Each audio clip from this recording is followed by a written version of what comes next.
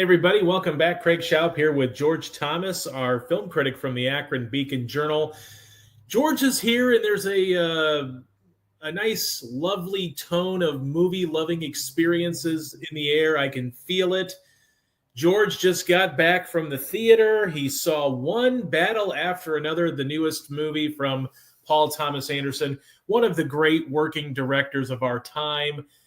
George, I want to ask you how you're doing, but I think I know, but I'll just ask it anyway. How are you? Oh, I'm great. And like you know what? I texted to you. How many freaking masterpieces is one director allowed to have? And I'm going to write this in my review. I haven't written that yet. You know, Scorsese's got more than one, obviously. Mhm. Right. Spielberg has more than one, Sure. obviously. Hitchcock has more than one. And it's like, dude, this guy is in rarefied air. And this is no exception. All the buzz coming out of Toronto earlier this month. Oh yeah, absolutely, without a doubt. Well, and it's funny because maybe me more than you had a lot of skepticism, with this release date late in September.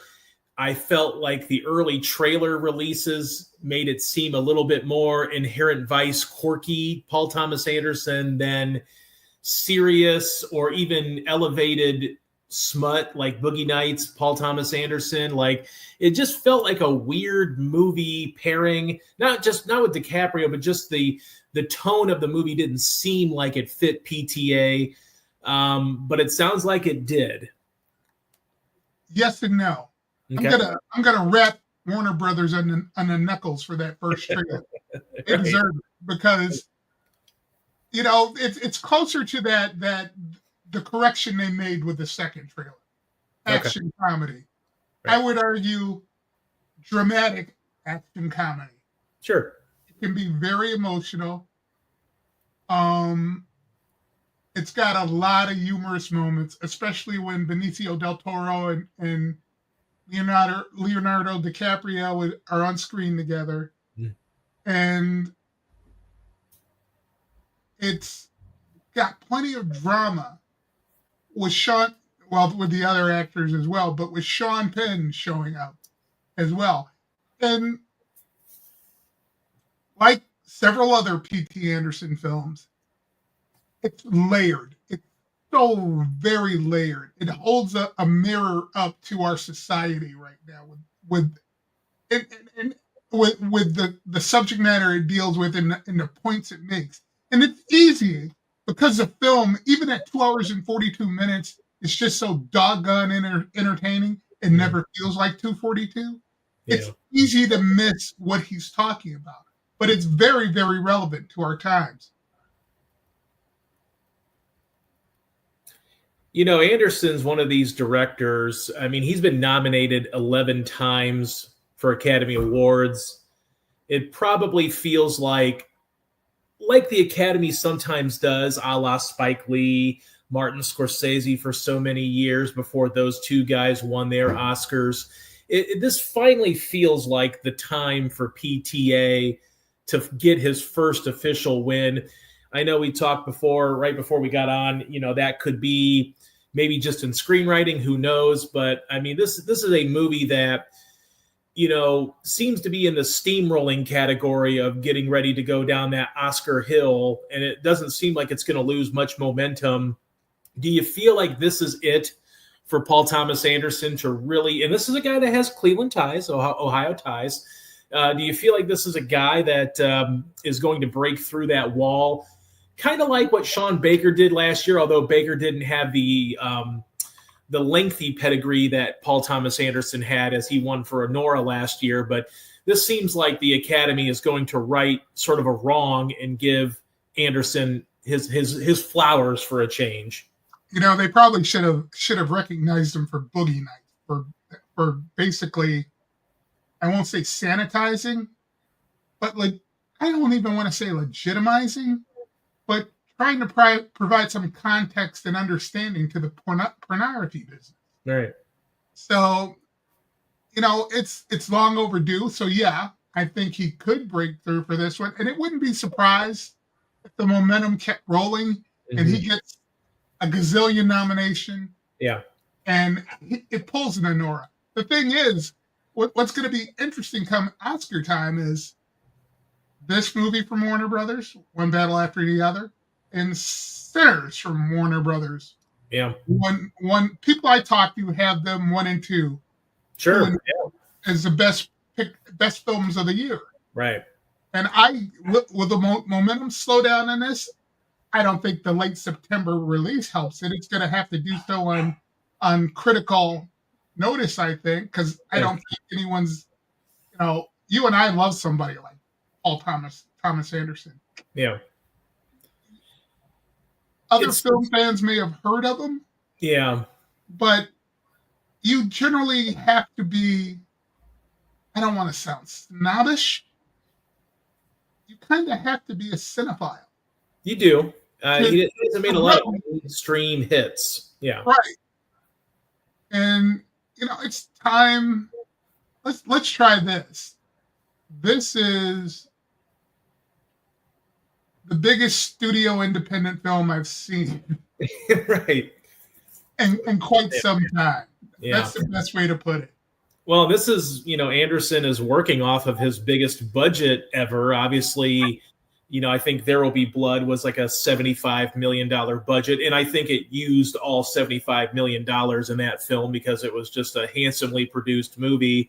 And here he gets like over $100 million. I think it's been decided it's somewhere in the 150, maybe to $175 million to shoot this film. But, it's interesting because Warner Brothers, I was thinking about during the summer, like, okay, Sinners is pretty firm right now where it's at, as an Oscar contender. It's going to stay that way, even, with that March release and going on into, the fall season. It's still going to be there at the end of the year. But I read something where, people were wondering, is Warner Brothers going to capitalize off of that Sinners love and continue to spend the money on Oscar campaign and stuff like that?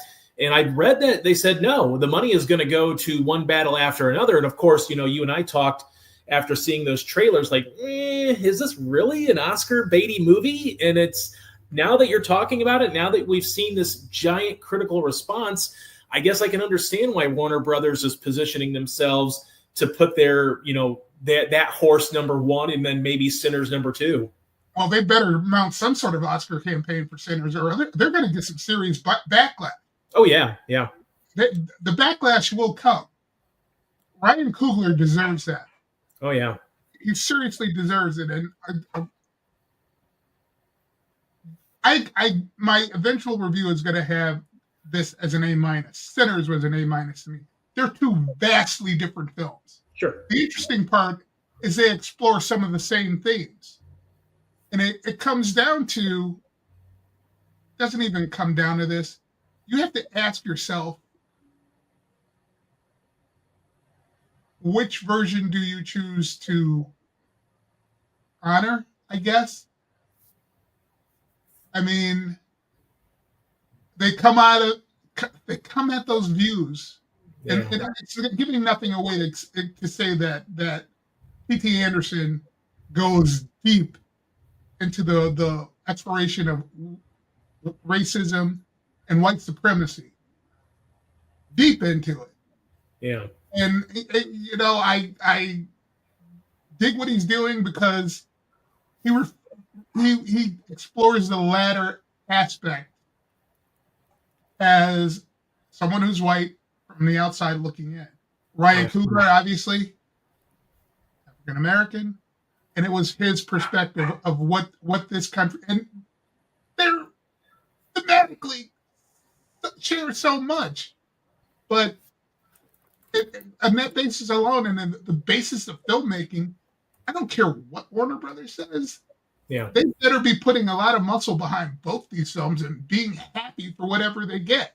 Yeah, well, they've got the money to do it this year, given the financial windfalls they've seen with some of their releases. Now, I don't know that this movie will necessarily earn back its money. However, it's tracking at like a $50 million opening weekend worldwide. And I think second weekend, word of mouth, much like Sinners, it's possible that maybe this movie breaks even or gets closer to those projections than people might have thought initially. And again, I mean, if this movie has like a different director, maybe a more mainstream director behind it, maybe you might see more casual audiences flock to it. But hopefully it's one of those types of movies, not that Anderson's a young buck anymore, but like you hope that it's the kind of movie that allows him to be seen more by the mainstream audience, and people that casually go to movies see this movie and say, I enjoyed that. Now I'm going to go back and look at this guy's filmography, because like you said, this is one of the finest working directors we have. And he has had an illustrious career of more than 2 decades, 2.5+ decades of making just one banger after another, if I can use the pun here, because he has really made some terrific movies, from Magnolia to There Will Be Blood, Boogie Nights, as we've mentioned. Even when it doesn't seem like he hits, he still hits. Like it just seems like Anderson is one of those types of skillful filmmakers that he's got the sensibility behind the camera as a director, but also when he puts it on page as a screenwriter. And I don't know that there are a lot of directors that can do just that. And I'm a gigantic Tarantino fan, and I know, you had mentioned a few months ago that you'd watched Once Upon a Time in Hollywood for the first time, and I said, well, I thought that was probably his best crafted film from a director's standpoint. You agreed. And I think a lot of it's because I think Tarantino is a better writer than he is a director. And as I look at a guy like Paul Thomas Anderson, I don't know if I can say that he's better at one than the other. He's just great at both. And he does something where he's big in scale, but it feels intimate at the same time. Like There Will Be Blood felt intimate, but it also felt grand in scale.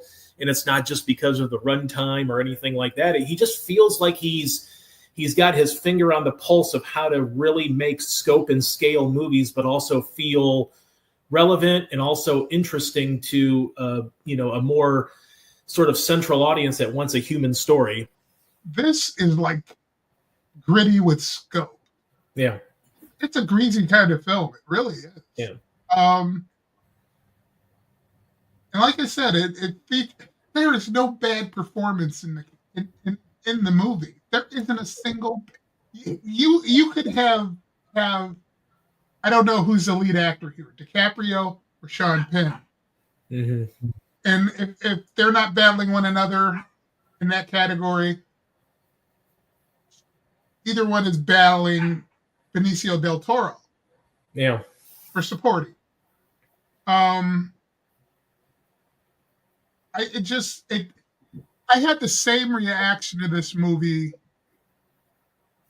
as I did after seeing Sinners for the first time. Mm-hmm. I just sat in my seat like this. And I'm like, did I really see that? Yeah. And it's like, yeah, you did. And yeah, it was that good. And yeah, he deserves every accolade coming his way. Yeah. Well, it's great. You mentioned Sinners, and, there's been some good movies, reboots, sequels, whatever you want to call them this year that we've seen. And I know you mentioned it last time we talked that you've had a pretty good summer of viewing movies. Like you've liked most of what you've seen.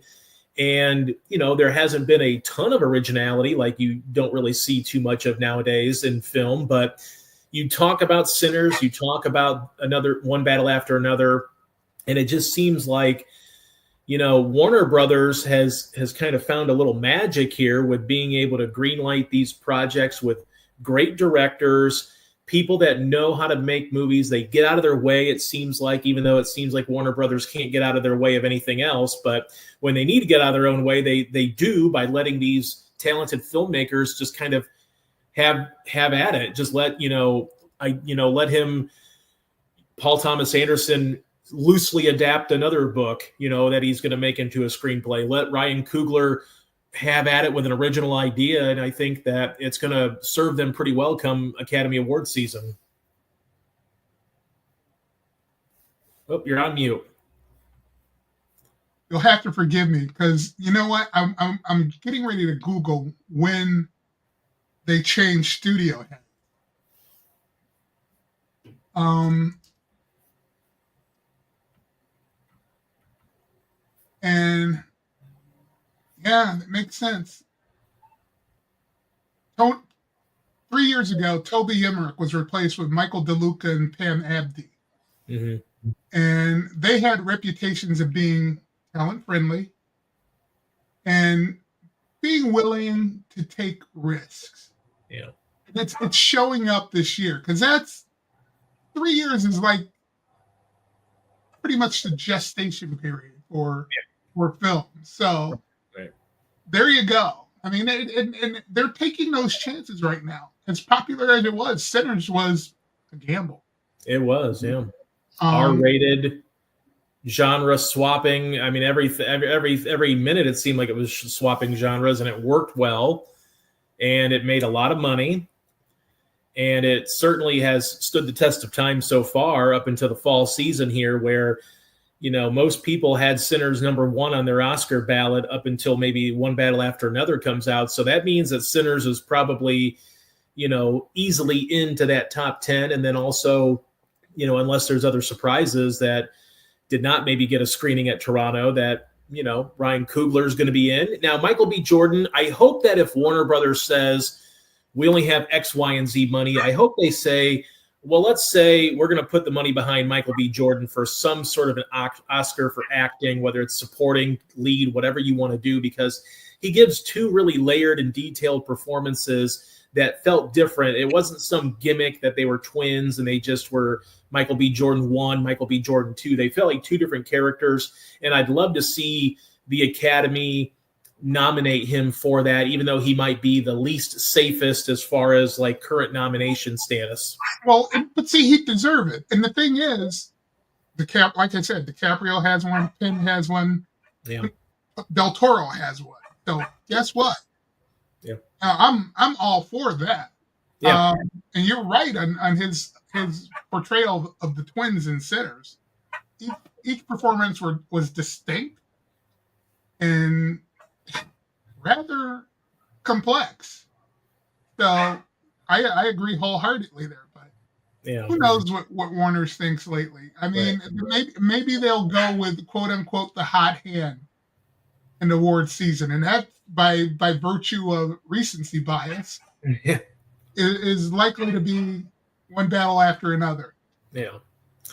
Well, it certainly looks like it's on the, and Sinners too, I think is still on that, like, probably going to be close to the double-digit range because it's going to have like an original song. It's going to have all the craft categories that it will definitely score nominations in. And in One Battle After Another, obviously, is going to probably be more primed for the big ones, the big 6 awards. But there could be score, other things like that grab the attention of the Academy too. But you mentioned I'm sorry, what's that? I got news for you. The score for One Battle After Another. Guess what? It's got to grab an Oscar nomination too. Yeah. Well, isn't it Johnny Greenwood? Isn't it a frequent collaborator with Paul Thomas Anderson? So it was appropriate and still stood out. That's the best way to describe it. Yeah. Now, did you see the movie in large format or anything like that? Because I have a group outing tomorrow to see it in Dolby Cinema, which I'm very excited for. But I was curious to see if you saw it in IMAX or Dolby Cinema. I saw it in Cinemark's version of that. Okay. Cinemark XD. Okay.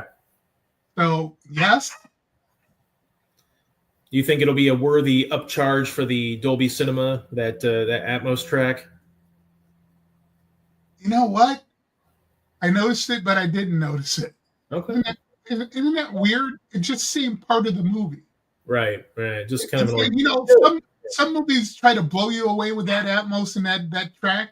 Mm-hmm. This one didn't. Yeah. You felt it. You felt immersed, but it wasn't overwhelming. Okay.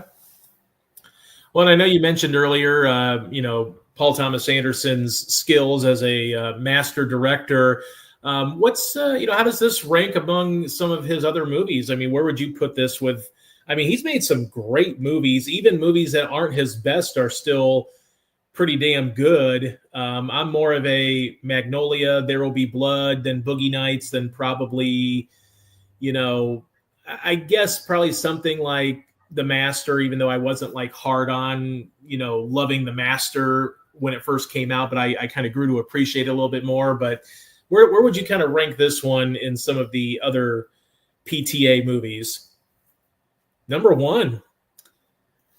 Now, are you a Boogie Nights PTA? I know you talk about it quite a bit. Are you Boogie Nights or Magnolia or There Will Be Blood or Phantom Thread or? I own the 4K of Boogie Nights. I upgraded my Blu-ray. That's how much I like Boogie Nights.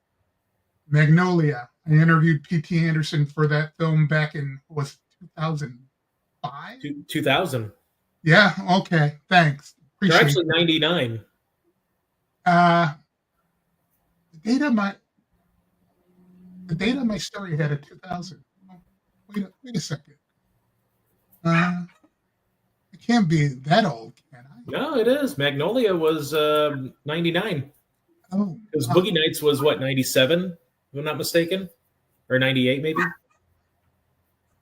Oh my. Yeah. Yeah, 99. Yeah. Yeah, I'd rate it number one now that I'm really feeling old, because I had been a Beacon Journal Knight Ridder film critic at that point for all of 3 months, because our lead guy got tired of the gig. He realized it was confining his writing skills. Okay. And they gave it to me, and I'm like, cool. Okay. But wow, I interviewed him for that movie. Very exciting, and yeah. This is number one. Okay. In my book. And seeing one film that I absolutely love that you didn't mention is Punch Drunk Club. Yeah. Good showcase for Adam Sandler. Yeah, that was the first time you realized that there was something else to Adam Sandler, and this guy brought it out. Yeah. Oh, yeah. Well, when he works with good talent, Adam Sandler usually brings it, but most of the time he doesn't work with good talent. That's been the big bugaboo, I guess, for him. Oh yeah, and money, but he likes little do-re-mi. Oh, who doesn't? Yeah. Well, now he's got that stupid Netflix money that just they pour out of like a giant silo for him at this point. Yeah, he's been delivering for them. Happy Gilmore 2 did numbers. That's true. That's true. All right. Well, I know that you also had some streaming to catch up on. Slow Horses is back. We have Marvel Zombies. Tell us a little bit about what you've been streaming and what people should maybe catch if they don't go for some reason to see one battle after another this weekend. I'll just go see one battle after another. Yes. Stay away from that small screen and go see one battle after the other. If you don't, start with Slow Horses. I mean, I wrote in my review that the audience it seems to be finally catching up to the rest of us and what we've known for years. Well, I didn't know for years. I've known for about 2 years. Because I kept hearing about the series. I'm like, Gary Oldman, yeah, I like him, but the premise, And finally, I think it was during COVID. Yeah. I watched the first season, and next thing you know, it's 4 days later, and me and my wife are through the first 3. When's it coming back? I need to have it. And the show is like an addiction because it's so good. And I think, a British series, and they did this with Idris Elba series, Luther. Mm-hmm. A British quote unquote series, 6 episodes. That's generally the standard. Yeah. And although you're given more time than a movie, for instance, it's still pretty compact. And it's easy to get wrapped in the characters and everything. And this is no different. With season 5, it's no different. You get wrapped up in the characters. You get particularly Oldman's Jackson Lamb, who runs this off the, I won't say off, it's kind of off the books, house of MI5, which is the British spy agency, rejects. And although they're rejects, and they're not supposed to be doing anything, they always find themselves in the middle of the action. And lo and behold, same thing here. I will say the humor in this episode, this season, which takes on partisan politics in London, terrorism, the humor factor, the dark humor factor, which the series is known for, it's really up here and it's thoroughly enjoyable. You ever see the movie A Fish Called Wanda? Yeah. You remember the scene where the dog died? Vaguely. Yeah, we're talking humor on that level. Mm-hmm. Where it's like, oh, I shouldn't be laughing at it, but I'm going to laugh at it. That's what we have going here. And it's just brilliantly done. Oldman is Jackson Lamb. He's vulgar, supremely intelligent, thoroughly arrogant. And it's just a joy to watch. Well, and Oldman's one of those guys where it's just like he's never going to give you a bad performance, and it's always a treat to see him on screen, no matter if he's playing Jim Gordon in a Batman movie or something obscure that no one's ever seen. Like he usually is just a commanding presence. And I know that we during our fall movie preview and TV preview, we mentioned another show that maybe I might have some interest in as well, is a journalism show with another great character actor, Ethan Hawke, in The Lowdown. I know you've liked that show as well. Tell us about that show. This is what streaming has done to network television. All the good stuff is going to streaming because they're willing to pay for quality. Yeah, and they're not too concerned about ratings.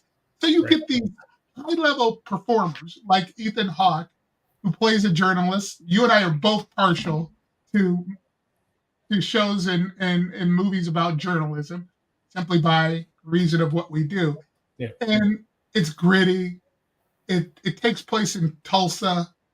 He stumbles into the business of the local powerful family where the patriarch is running for governor, and everybody gets to have fun along the way while he's trying to dig up information about what's going on. It's Ethan Hawke is tremendous. Peter Dinklage shows up for some fun. Jane Triplehorn, who we've not seen forever, is there. But Keith David, next year I really hope he's on the Emmy nominations radar, because this is a guy who's had a great career, and in particular this year has been fantastic for him because he was great in Duster, and he's absolutely fantastic here. Mm-hmm. Well, another good character actor as well. And then I know, digging back into the, summer movie season, we have Marvel Zombies, another show that you've streamed. Tell everybody about Marvel Zombies. I'm cheating here because I haven't written this yet. I finished the series today. My review was running Monday. You know what? I didn't have a lot of high hopes for this. Okay. But it was captivating because it's a multiverse movie without being a multiverse movie. Marvel Zombies says it all. We've got 3 of the Young Avengers, Kamala, Riri, and Kate Bishop, who is Hawkeye's assistant. It follows their adventure in a world where there are zombies, a Marvel world where they are zombies. And that includes Captain America. And, along the way, it's a 4-episode, it's basically a movie, but it's 4 episodes. And it takes you through a host of Marvel characters. And what I really like about it What really struck me is Blade is one of the primary characters here. What do you think they made Blade look like? I don't know. It wasn't Wesley Snipes. Hmm. It was Mahershala Ali. Yeah, and that stuff. I'm like, whoa. Okay. But it's easy watch. It's pure fantasy. It's escapism. Mm-hmm. If you're not tired of superheroes, give it a watch because it's definitely entertaining. Okay. Yeah. And something for Halloween, I guess, for everybody that. Oh, absolutely. I'm sure the timing Okay. I'm sure the timing isn't a mistake. Right. Well, I know we've got. We're really kind of kicking off Oscar season now here with one battle after another. But what's coming up on the film agenda coming up in the next few weeks? Oh, let's see.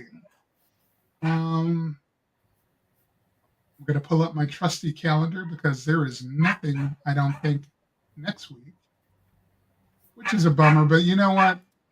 Seeing that today was pretty cool. So, is the Smashing Machine getting any kind of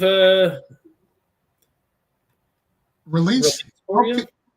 For me? Let me double check. I'd say 24, right? I do believe so, yeah. Let's see. The next couple weeks, The Lost Bus, which is Apple TV. Mm-hmm. Roofman is October 10th. Yep, and in Tron Ares as well, October 10th. Yeah, that's going to be interesting to see those square off. Yeah. If you are into horror, this year's big horror release on the 17th, which is weird for Halloween, but hey, I don't make those decisions. Yeah. Is Black Phone 2, speaking of Ethan Hawke. Which got a lot of, it did really well a couple of years. Was it 2 years ago the first movie came out, and it did some great box office and actually was a well-received movie too for, a horror genre not usually loved by critics, but that one was actually pretty well loved by almost most critics there too. Yeah, but I won't be there, so. No. All right. Well, we will get back at it again very soon. As always, you can read everything that George writes and reviews at beaconjournal.com. George, I'm glad you went to the movies today. I was kind of hoping you didn't, though, so we could talk about it, in unison next week. But I'll be seeing it tomorrow, so no harm. We can still come back on it next week. I will definitely provide my thoughts, and we can discuss further. But as always, we thank you for coming on here and sharing all your insights, and we are primed and ready now, I think, for the fall movie season after we get a masterwork before October. Who would have thought that coming into the year? You know what? It makes sense because I think they knew what they had in Toronto, and they're striking. Mm-hmm. Or even before Toronto, I think they knew what they had, and that Toronto was cemented. So let's strike while the iron is hot. Okay, rock and roll. All right. Well, as always, we thank you, George. We will see you again real soon. All right. Take it easy, Craig.